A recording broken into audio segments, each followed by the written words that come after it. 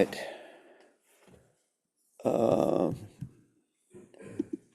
Bill, I think you may be sharing your screen with others.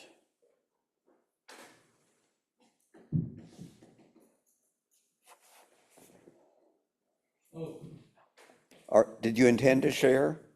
Yeah. Okay, well, let me just real quickly, before we get to Bill, obviously Bill's here, Bob, Helen.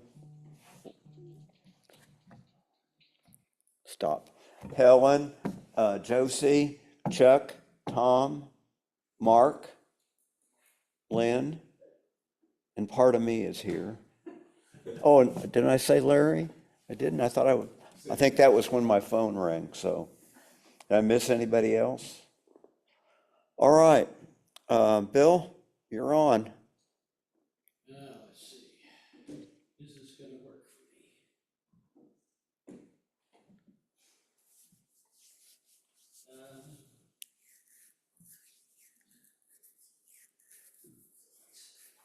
Are we gonna take a field trip to go see the Northern Lights? Actually, you can see it on YouTube. I was watching it last night. He's got a trip planned to the space station. Yeah, but no return is. Yeah. Make sure you bring clothes. Let's see. This is not. First thing first, yeah.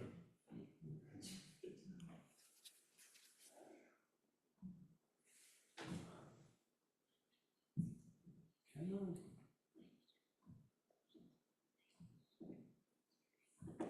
Huh. It's not letting me get back to share. I got a voicemail. Oh, there we go.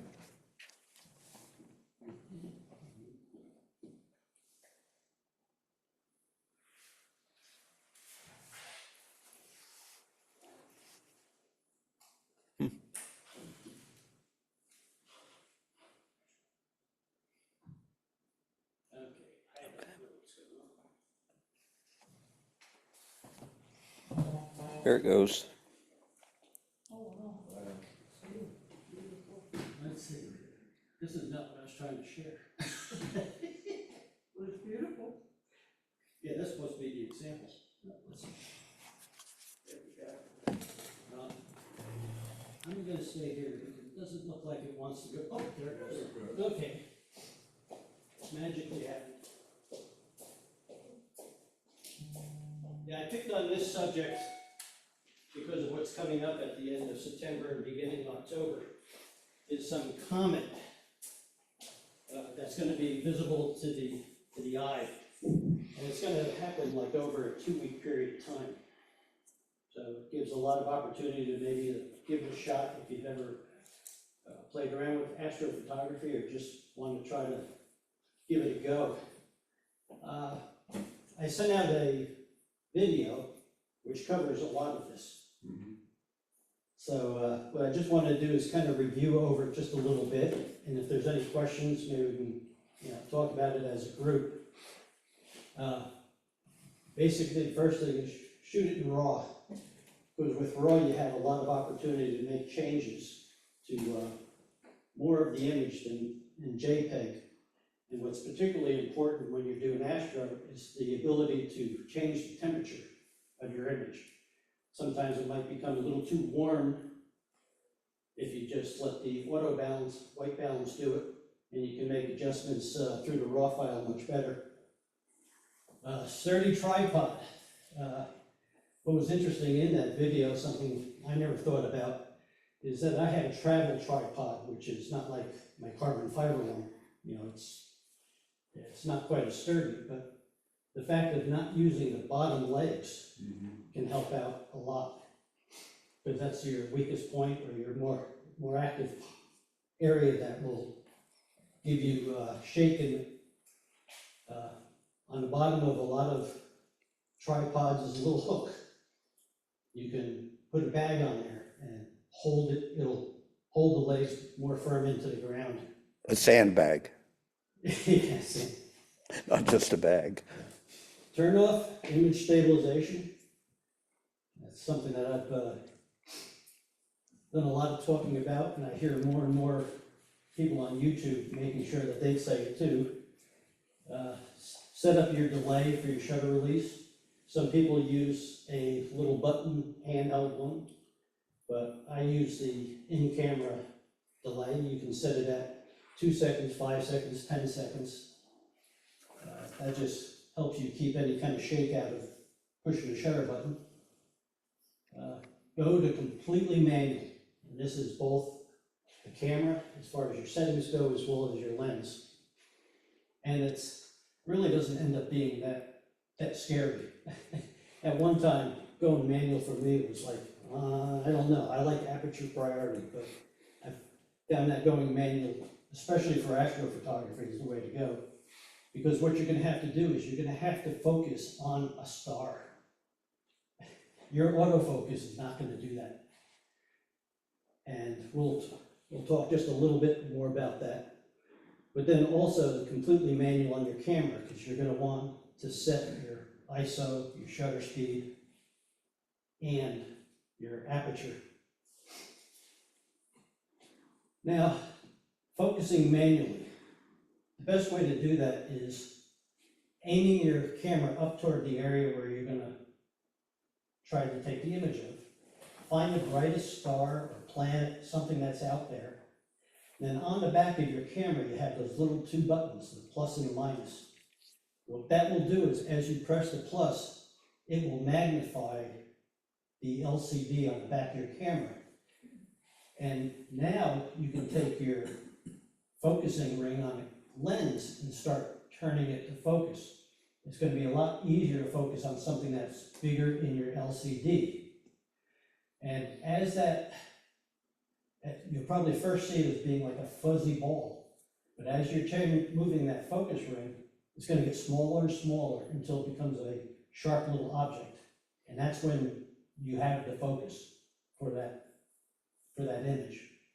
If it's fuzzy, you're going to get fuzzy.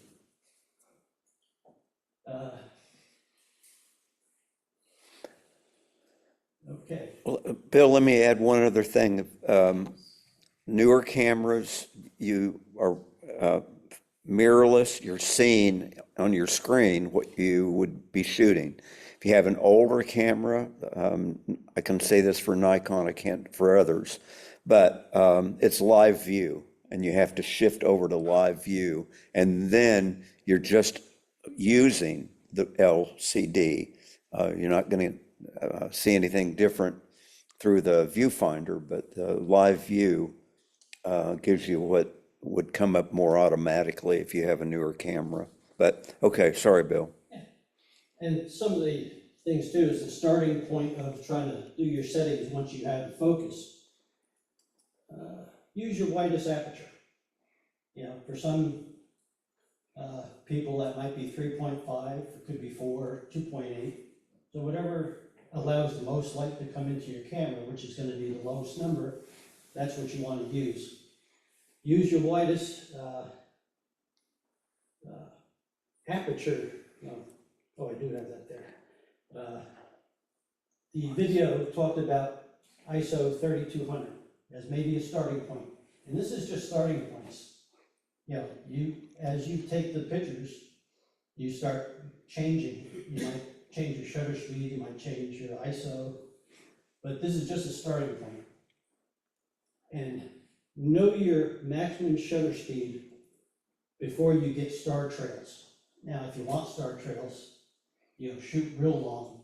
But there's a formula for a full frame camera. You take 500 and you divide it by the focal length that you're using. So in this here, I'm saying I'm going to use a 24 millimeter setting on my lens, my focal length. I divide it into 500, and that tells me I can leave my shutter open for 30 seconds before the stars will start trailing. So if you're looking to get, dots, not star trails, you need to keep it below that 20 seconds. And if I go with a wide angle lens and go down to 16, you'll see that then it increases up to 30 seconds. Now with a crop sensor, just a little different, is where you have to take the focal length and multiply it by the crop factor. Most cameras are either 1.5 or 1.6 crop factor. So what you just need to do is take your focal length, multiply it by that crop factor, and it'll tell you, in this case, 20 seconds if you're using a 16mm lens. And I use 16mm lens because I know a lot of crop sensor cameras, when you have the kit lens, it's either 16mm is your biggest focal length, or in Canon, I think it might be 18. So, and again, it's just a starting point. You know, That's a good question. Where is the 500 number coming from? Is that the length of your lens, or is it just some number out of the air, or? it's a number that somebody much smarter than me come up with. Okay. So it has nothing to do with the camera or the lens or? No, it's Okay. just a constant factor that you use. I don't know where it came from either. Okay, thank Yeah. you.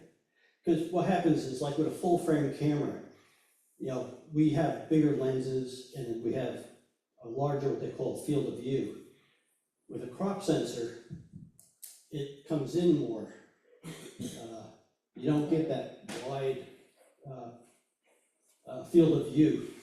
So that's where that 1.5 comes in. And that's why the number becomes less, the number of seconds that you can have the shutter open for you to get star trails. But again, this is one of those things where, I mean, I've taken pictures in Farrington of the sky, and I can get to the stars, so I can practice at least. Yeah, and you just keep making adjustments. You know, if you find out that you can go to your maximum seconds, your shutter speed, you might be able to lower your ISO for a little cleaner image. But the one good thing nowadays, even if you do have a higher ISO, with all the software out there to do noise reduction, you have to clean up the noise, it can be fixed. What do you do about, other light that's near, you're suggesting that we go to a very dark place? The darker the better. There's even apps out there called Dark Sky, I think it's called, and you can see everywhere around, and it gives you a number system that says this area has a darker sky than this area. So the further you get away from a major city is, you know, it's going to get better and better. Let's see if I can. So, Bill? Yep. I have story. Alice is an amateur astronomer and belongs to the group called Chaos, Chatham Astronomical and Observational Society. And they have what they call Star Party, and it's coming up the 28th of September at the Stanton River State Park in Virginia. It's about 2 hours away, and it goes for a week. And people are interested in astrophotography.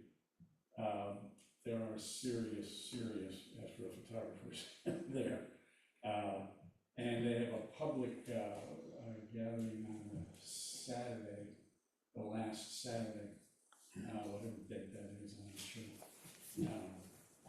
That's when that comet's supposed to be visible that weekend. Obviously, that's when they've chosen. That's when they chose it. Yeah. Yeah. So if people are seriously interested in that, it's about 2 hours. Stanton River State Park in Virginia. And it's an international dark sky space. It's probably at one point it was the darkest space on the East Coast. Wow. So there you have it. Okay, this image up here is just one that I took down in Rodanthe. This was even an area where I did have light pollution coming off to the side. And as you can see, all I had was f4.5 focal length, ISO 1000, 50 millimeter lens, 15-second shutter speed. I mean, yeah, I'm not doing anything fancy. But what I did learn from this trip, I was trying to get the lightning bolts. And what I kept doing, I kept pressing the button and just hoping something was gonna happen. And I think I mentioned this once before. This was the important thing. Make it a long exposure, make it 15 seconds, make it 10 seconds, make it something like that, because as that shutter is open, stuff happens. And I had another image out here where I had a couple different lightning hits. They all happened at different times, but while that shutter was open, it happened, I got lucky.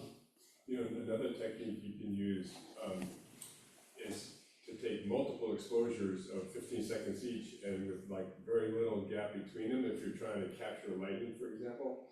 And to do that, you set your camera for your fastest continuous, and then you have to use an intervalometer or something, a remote trigger, and then you set that to just remain on, and it just, well, one other thing too, you have to turn off the noise, the in-camera noise reduction, and then it'll just take multiple exposures, and so if you could, you might catch something that, off the lightning, for example, and instead of putting it on bulb where it just stays open, and that you're at least controlling how long the lens stays, or the camera stays open for.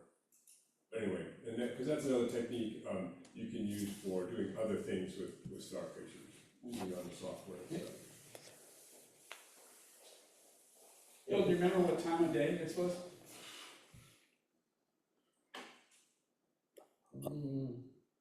10:24 p.m. Ah, And you can see that I'm getting star trails because I used a 50 millimeter lens. Yeah.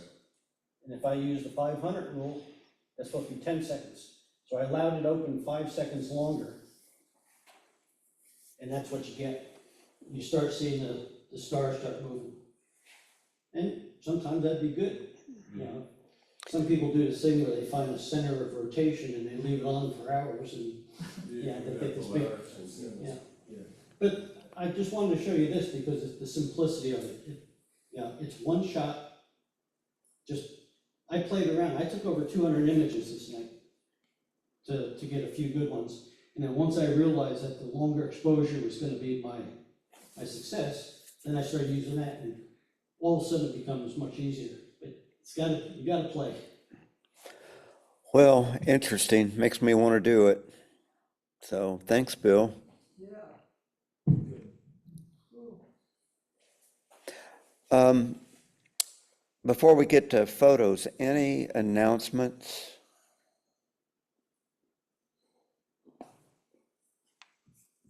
I guess not. And are you still sharing? Nope. You make it easier. There we go. Not that that's a prettier picture or anything. Okay, let me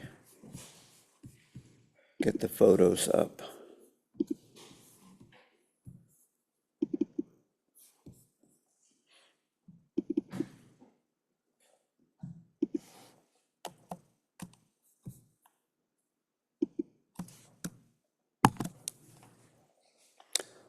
All right. Bill, are you seeing this on your screen? Oh, okay. I got it. Well, we hope everybody, well, I didn't do share. That's one thing that probably would help.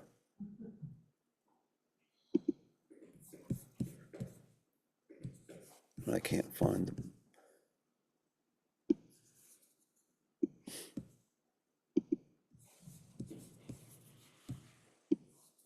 We're going to get there.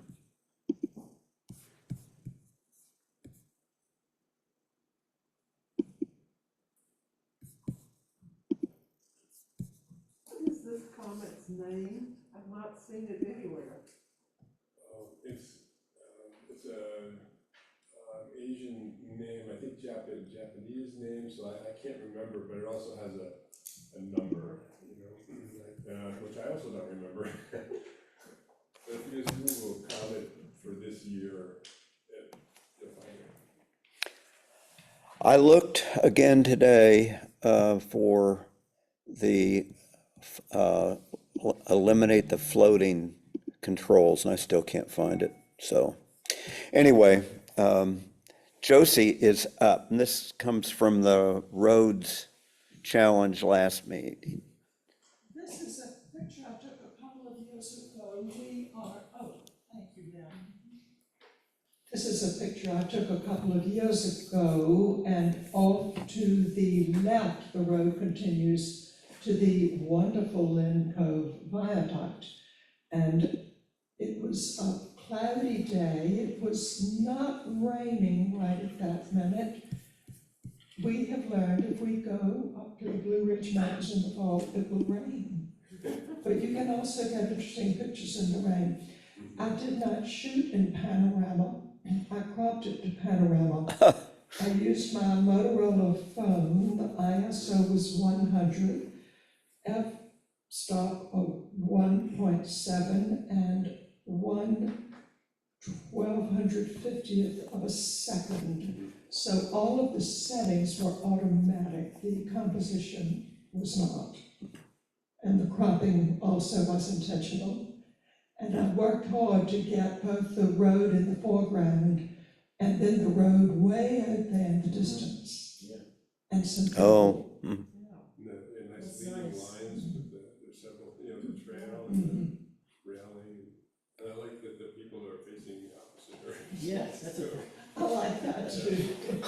they're looking into the picture, whichever one they are. That's right. Thank you. Nice shot, and it really works as a panorama, even though it wasn't shot that way. Yeah. The clouds were marvelous that day. And we had a little bit of fall color, which always helps things. Good shot. This next one makes me jealous for the car.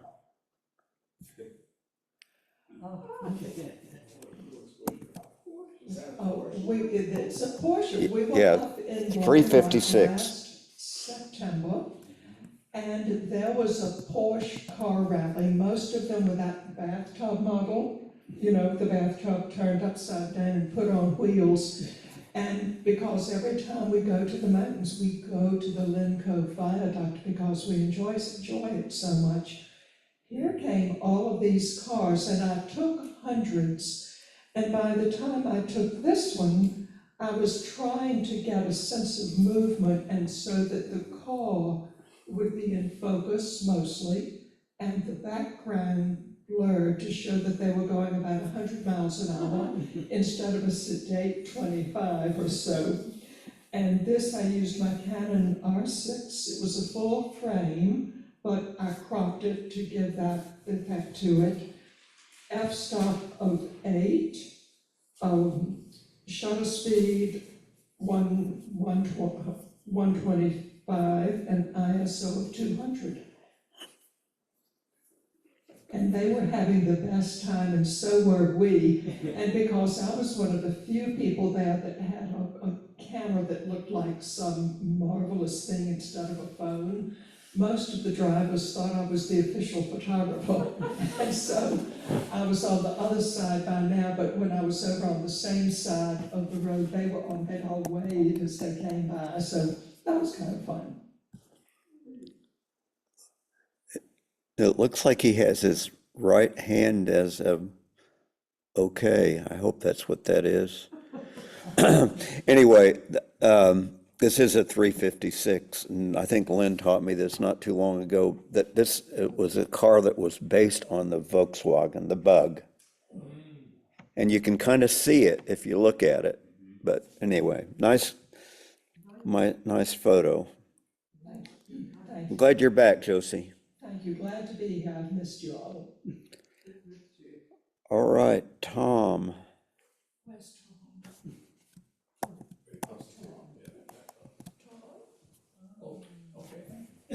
Sorry to wake you up. No.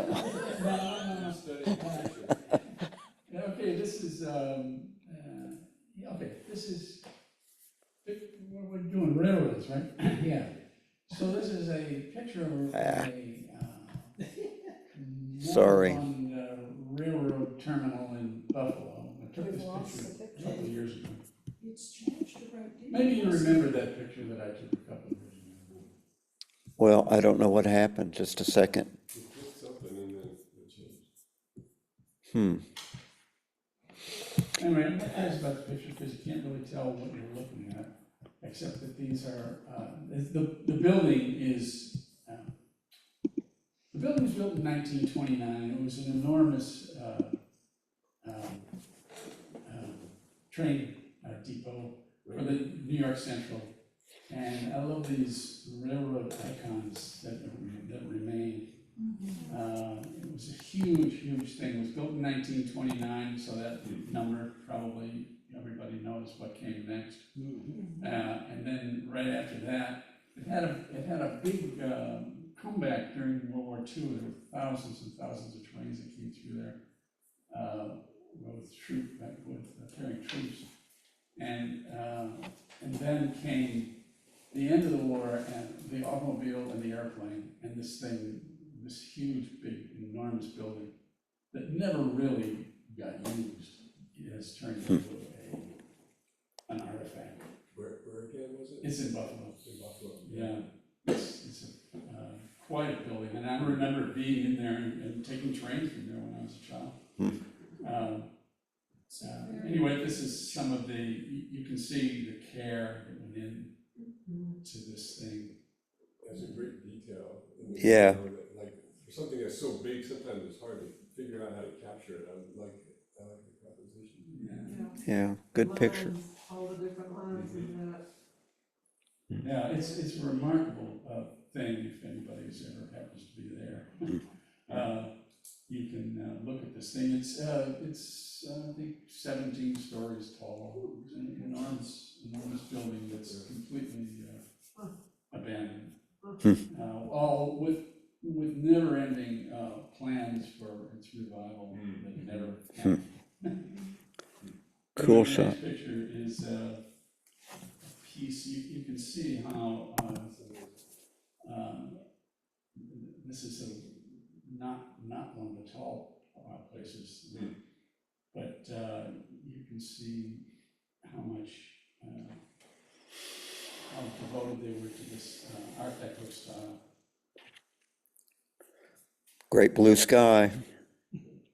What's in the center vertical panel? That's plywood. Ah, It's so interesting because from before he zoomed in on it, it looked like the outline of a woman. It almost looks like stained glass, It doesn't almost it? Yeah. looks like stained glass. Go zoom back out, Mike. See? Yeah. Looks like a woman. I have your dress. Anyway, it's a incredible building and huge number of acres and all this, completely abandoned. Is it in the heart of downtown? It's, no, remarkably enough, it's like a couple of miles out, in the city, of course, it's in the city, it's amazing they haven't done something with it. and this is just one portion of it, that, as I said, I think it's 17 stories tall. But there's a lot of pigeons in it. Or- Remarkably, very little, That's good. not very much graffiti. Yeah, that is interesting. And it had been rated by, several times by Art Deco, what do they call them? Architectural, antique people. Taking, lamps and all that beautiful Art Deco stuff. Great shots as usual, Tom. Thank you. Bob is up. You shared it. Well, I'm trying. This is working differently. So, But it was a miniature train. Yeah, it was, yeah.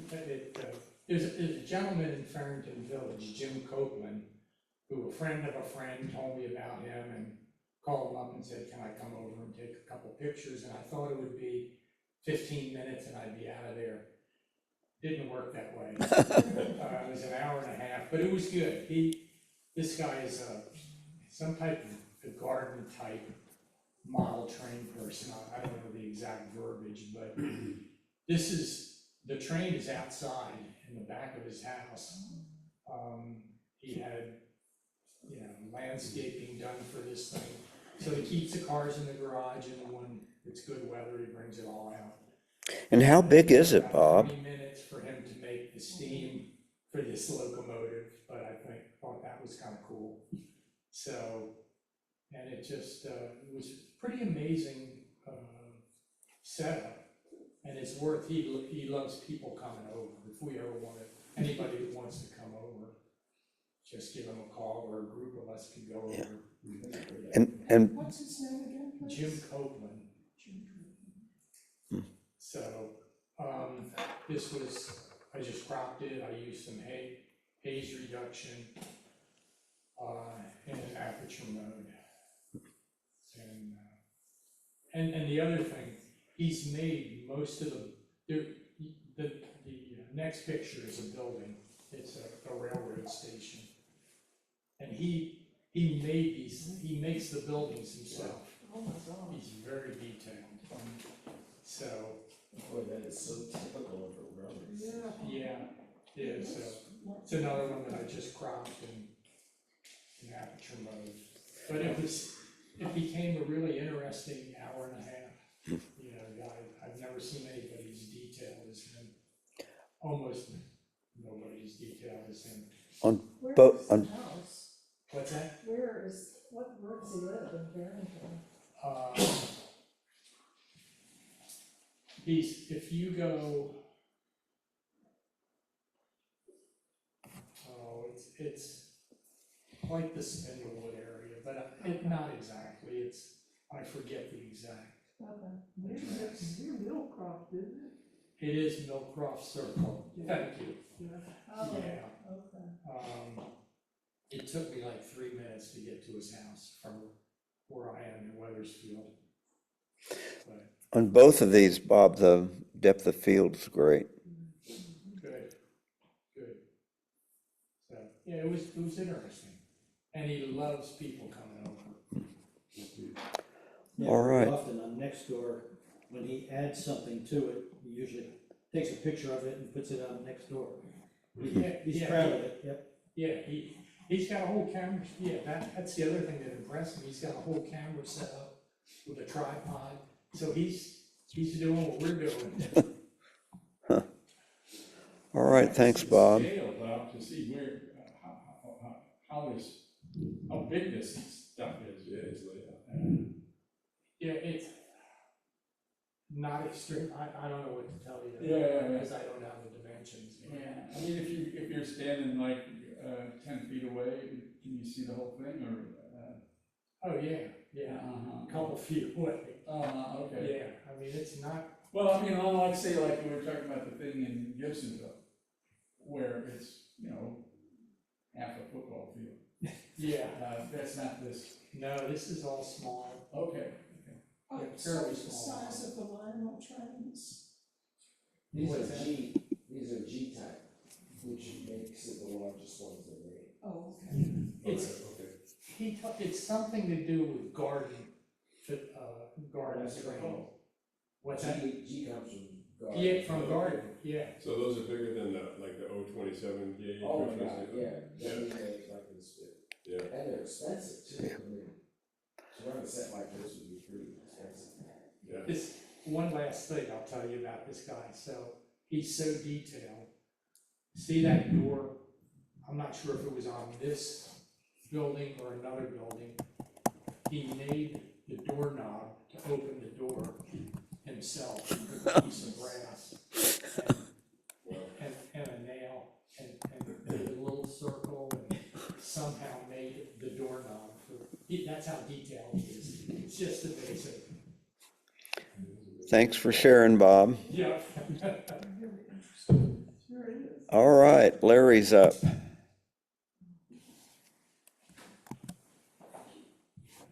So, my friend John and I, took a hike. It's called the Mountain Goat Trail. And, we were hiking, specifically to this site. It was about 3 miles. And, we didn't expect to see anything. He just wanted to show me this tunnel, which is called the Cowan Tunnel. And I just heard something, and I had my camera, and it was the CSX, and it was like, I don't know, half a mile of cars. Yeah. So I was able to stand on this ridge overlooking the track, and behind me was the opening of the tunnel, so I took a shot. Perfect. So you were not standing on the train track? No. This is active train, yeah. So I was thinking about going down, you know, and I didn't know how to get down there. Or back up. Oh, that's right, exactly.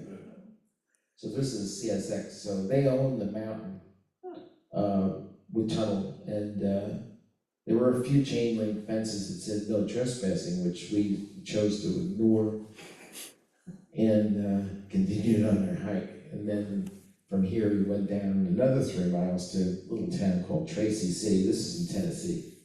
Tracy, you mean up on Mount Eagle Mountain in Tennessee? Exactly. Yeah, we started at Mount Eagle. Oh, my goodness.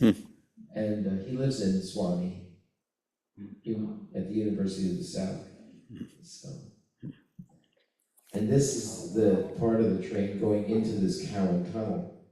This tunnel was a real marvel at the time. It was finished in 1853, and it goes Wow. through the mountain, and it had. It was built by a company called the Nashville and Chattanooga Railroad, and it's the Cumberland Mountains. And the real interesting thing about this, because of course it was all steam at the time, they built 3 ventilation shafts, and each shaft was about 170 feet down, so that the smoke and the soot and everything could exit those shafts. But can you imagine 170 feet through rock? And and this was fought over, not blown up, but fought over many times by both sides in the Civil War.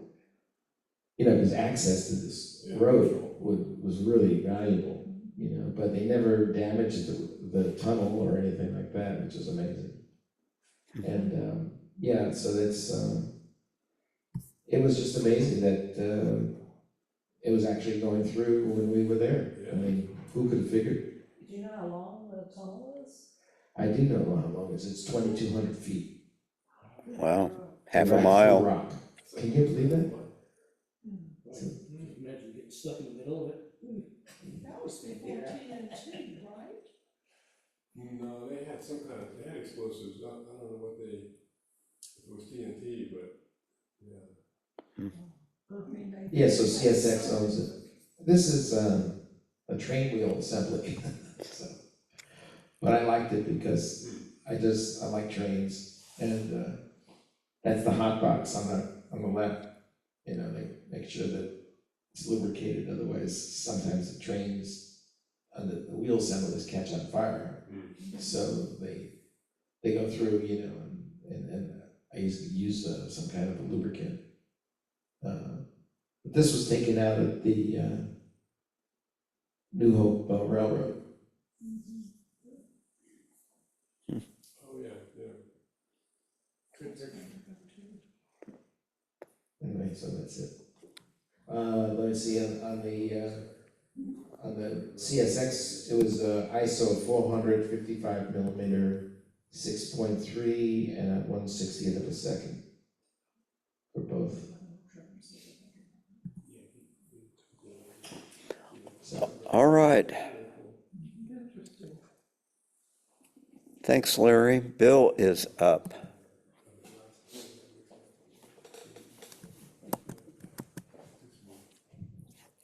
Yeah, this was down at New Hope as well.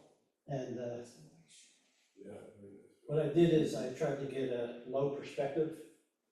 So there's, what's in the front there has something to do with the switching, because you have the tracks going out. Then you can see here where you have, you have the one train, but then there's the one here, so this thing has to switch back and forth to allow them to come through. And I made sure that I shot that at a really low aperture to get a good depth of field, because I wanted the trains to kind of disappear, but be there, so that you can kind of visualize them coming toward you, and that this is a switching trail. Shot it at f4, it was a 75mm lens, 100 ISO, and the shutter speed was like 400. But what was important here was the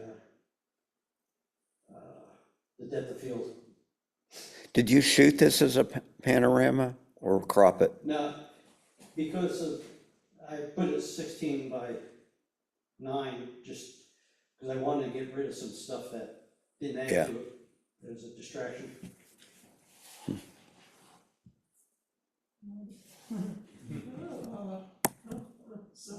Great black and white. There's areas down at the New Hope where there's a lot of old crossings like this. You'll have lights that are down, and it's kind of interesting in itself, because it's of days gone by.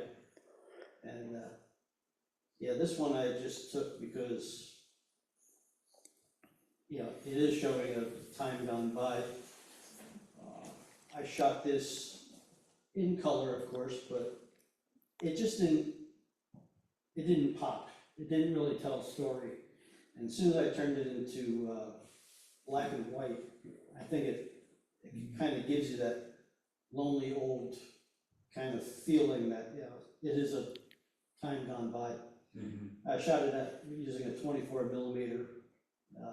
It was 5.6, 100 ISO, 1/40th of a second.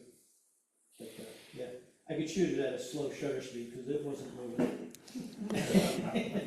I really like this one in particular, Bill. The contrast is just perfect. Yeah, you really see it as a cross Yeah.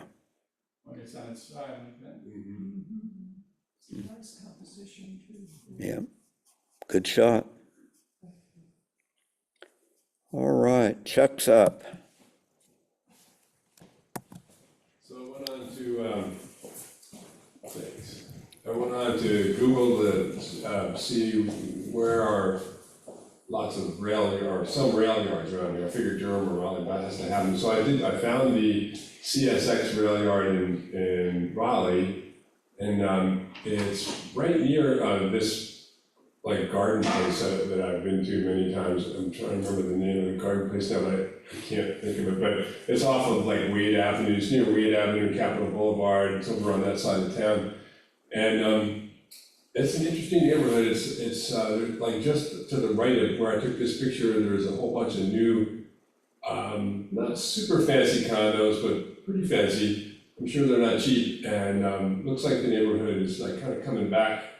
But it was very quiet there. This is like middle of the day, and I just, you know, there was like no trespassing signs everywhere, like what you said, Larry, you know, and I was really self-conscious because there's a big control tower like behind where this picture, my perspective here behind me, was this big control tower. You know there's somebody in there watching stuff to some degree, and, you know, with radio antennas and stuff, so I just was poking around, taking various angles and pictures, and I had a neutral density filter on because it was so bright, as well as a circular polarizing filter. I ended up taking the neutral density off because I didn't think it was adding anything, but I left the polarizer on, and anyway, this was a train just sitting there, and later on, an engine did come in front, but it didn't move the cars. I don't know what they were doing. They're on their own schedule there. Love the clouds, it really makes the shot, Yeah, I was think. hoping that the sky would be something like this, and it turned out it was a good call to go that day. This was last week.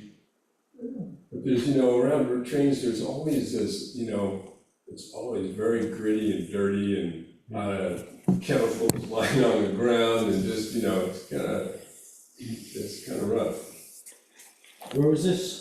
This is in Raleigh. There's a place called the CSX, the Glenwood Yard, and it's very near Glenwood Avenue, Junction, and well, I don't know if Glenwood actually crosses Capitol Boulevard, but it's not immediately downtown. It's a little bit to the north, I think, of downtown. Is it kind of in where old Logan's used to be? Logan's is the name of the place I was trying to think of. Yeah, it's still there, and I walked around and took pictures there too, but those didn't make my cut. Oh, so for the particulars, that's an ISO of 100, and I was using 36 millimeters, because it's a crop sensor, is really a 24 millimeter lens, f9 at a 60th of a second. I was using aperture priority, and as I say, I had that polarizing filter on. Worked. I always forget I have a folder as it goes on. And, Oh, you leave it on a lot, I yeah. just leave it on. Yeah. And I forget I have it. Yeah. And I was like, why is the picture so damn blurry? Well, this one I shot in black and white. This was, I was in the Logan's parking lot actually, and I was driving my van, my big camper van, so, I can't park that thing just anywhere, but there was plenty of parking at the back of Logan's. And I noticed this, I didn't know what I was gonna find. I started walking around a little bit, and I found this, as I titled this picture, Out to Pasture, this car, and I actually, after I shot it and was editing the pictures, it reminded me that when I was a kid, I used to take, there was a rail siding near my town, my neighborhood, I mean, and I would go there and take pictures all the time with a little Kodak Brownie camera, black and white. And so it kind of reminded me, I used to take a lot of pictures about that era of car too, probably in the 50s, 40s, 50s. And anyway, I thought it was a perfect subject for it. I took some details of the car. We were talking about distortion, or camera distortion, and I used that in this because it looks like it's on an angle, but I've messed with it a bit, and anyway, that was what I came up with. And that one was an ISO, again, 136 millimeter, f9, 100th of a second. The filter was still on there, of course. You shot that in black and white? I shot it in black and white, and then the weird thing, I use Elements. When I brought it into Elements to edit it converted it without asking me to color, and I had to go back. Did you shoot it? Was it the raw file? Yeah, I shot it in raw. It'll give it to you in Yeah, so I don't color, know. I believe, you tell it black and white. It still gives it to you, yeah, that's what happened. I was like, hey, wait a minute, I know I shot two or three of these in black and white. So, Bill, was yours shot in black and white? No. yeah. No. Well, the contrast in this one is also really good. So, that's great. Yeah, there was just, I think maybe it was just I didn't investigate too closely, but I think it was just a small section of rail that they laid down just to put this car on. So that's my question, this thing looks pristine, is it a museum thing or something? It isn't a museum, but yeah, it's pristine, it's in great condition. You can see reflection in the rear. Yeah, so somebody, maintains it. And the white colored pieces on that were bright yellow, and the car itself was black. So Totally in focus. What was it, a mail car or something like that? Oh, yeah, what kind of car was it? it looks kind of like a mail car, but because it doesn't have windows in it. It's some kind of a cargo car, I guess. Doesn't have any windows, so it wasn't a passenger car. You don't suppose somebody's living in there, do you? It doesn't look like it because there's not any signs of entry and exit, as far as like, it's just sitting in this grass field, That's great, yeah. Good shot. Well, thanks. Lynn is up. Oh, I know where this is. The Harbor, where they have that restaurant that's in the old train. So I always used it in color to begin with, and then I switched it, and I liked it a lot better in black and white. So I was using my wide angle lens, I think, I'm sorry, I forgot to write it down, but I think it was about f8 1/60th of a second. I don't remember the ISO. It was probably, I don't know, 16 millimeter. And this was behind the restaurant. It is. Well, that's very nice with the roofs coming out on either side. Yeah. I went up there and chickened out. You got behind it. That's amazing. Well, and notice the window is reflecting clouds. I like that. That's cool. For what it's worth, I spent 6 months of my life stripping the inside of the paint off of those two cars. Did you? I often wonder if it didn't have something to do with this cancer that I'm getting. Wow. Oh, yeah. And what did you scrape off? The paint on the inside of Oh, the okay. cars, and it was restored as a restaurant called Orient Express.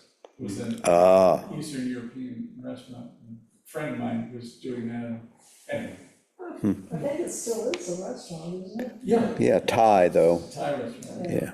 But before that, there was another, I forgot. It's changed several times.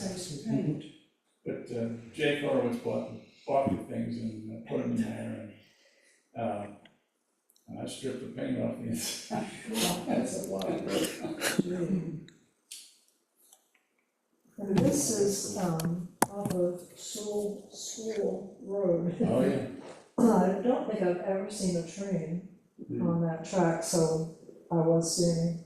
But it's not rested, it looks like. Yeah, it looks like it's an. Oh, no, that's the track that brings the coal into the university. Yeah. There's often. Oh, is it? Well, I didn't get run over, so. Anyway, There was a kid riding a bicycle down it though. it was bumpy ride.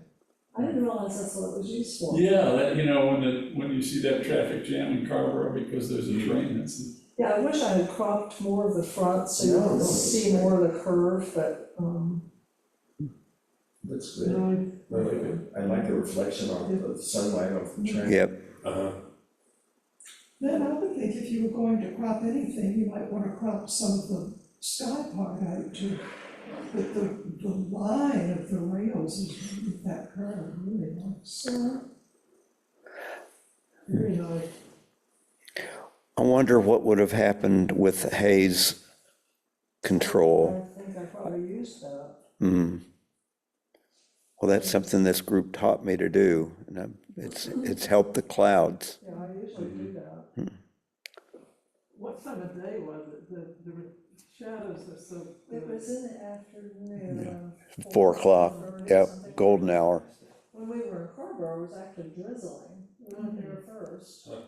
And then by the time we got up here, it stopped. The light's beautiful. Yeah. Well, I had a shot much like this one, but lens was so good I decided not to post mine with you guys. But I did do this one. And this is the same piece of stuff that Bill was talking about. The leaves are great. When I was trying to find a high contrast, and I could not find a black and white that I liked. This was just started with a preset in Photomatics, the HDR program. But It's nice, it's all on the diagonal. Yeah. Yes. Great shows. And look at that one red berry at the bottom right. all right, Is it an HDR? Did you take multiple exposures? 3. 50 millimeter f4 1/1000.